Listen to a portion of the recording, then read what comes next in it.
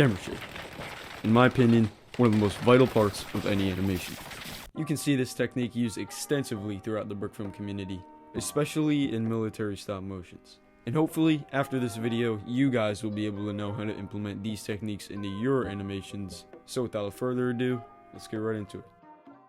Alright, so first I'd like to start with a simple example. This is a basic gunshot animation I made, nothing really too special. And here is another example of a similar animation I made using the camera shake techniques I'll teach you guys in this video. The first technique is the trucking shot.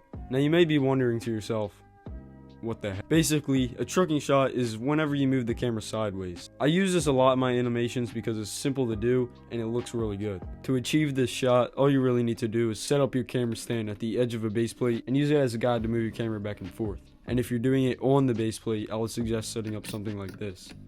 The next technique is impact shake.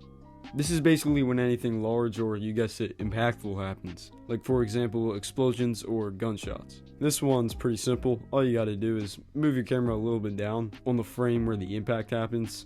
And on the next frame, move it back up to its original position. And then this is what really sells the effect. On the next frame, move it down again, just not as much as the other time. And then finally, move it back up again to its original position.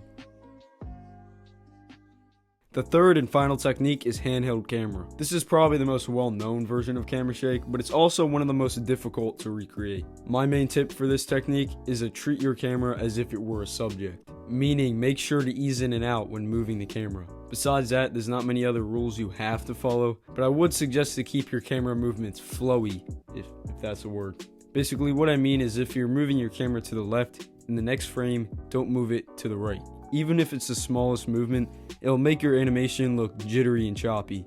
What I would suggest doing is moving your camera in the pattern of a figure 8. This will make your animation look more smooth and flowy. Anyways, hopefully this tutorial helped you guys out. If you guys have any more specific questions, feel free to comment or message me on Discord and I'll be happy to answer them. And I'll see you guys in the next one.